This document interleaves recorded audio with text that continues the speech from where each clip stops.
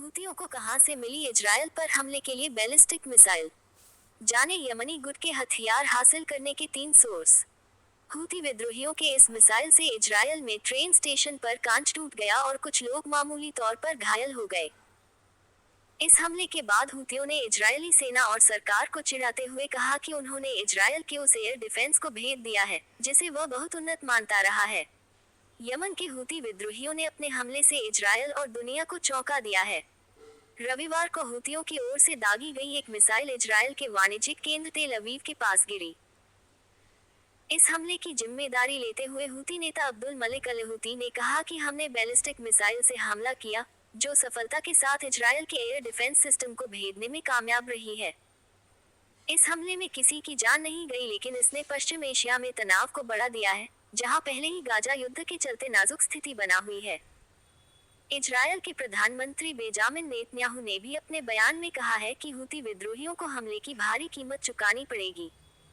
Report के मुताबिक हूतियों के मिसाइल हमले से मामूली क्षति हुई है, लेकिन इसे कम करके नहीं आंका जा सकता।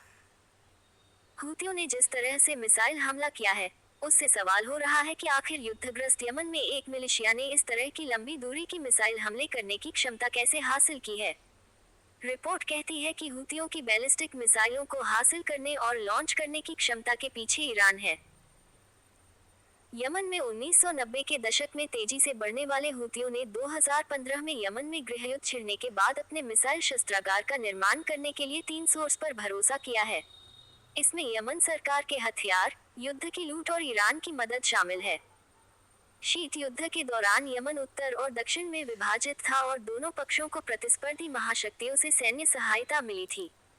यमनी सरकार ने पहली बार 1970 के दशक में सोवियत संघ से स्कड मिसाइलें हासिल की थीं।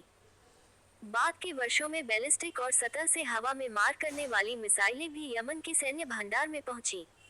इनमें उत्तर कोरिया और ईरान के अलावा सऊदी अरब और अमेरिका की मिसाइलें भी शामिल हैं। साल 2004 और 2010 के बीच हूतियों ने बार बार सरकारी शस्त्रागारों को लूटा और उनकी पहुंच मिसाइलों और दूसरे बड़े हथियारों तक हो गई। साल 2015 में हूतियों के पूर्व यमनी राष्ट्रपति अली अब्दुल्ला सालेह के साथ गठबंधन करने के बाद उनकी मिसाइल क्षमता बहुत तेजी से बढ़ी। हूतियों को ईरान का मजबूत समर्थन माना जाता है। यमन में गृहयुद्ध की शुरुआत से ही हूतियों ने ईरान पर बहुत भरोसा किया है। हूतियों के ईरान से मिसाइल और हथियार ही नहीं हासिल हुए हैं, बल्कि ट्रेनिंग भी मिलती रही है।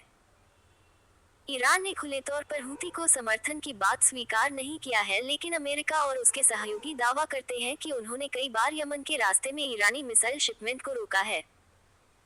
दावा किया जाता है कि बुरकान सीरीज, कुद्स क्रूज मिसाइल और सैयद 2C जैसी सतह से हवा में मार करने वाली मिसाइल ईरान से ही हूतियों की मिली हैं।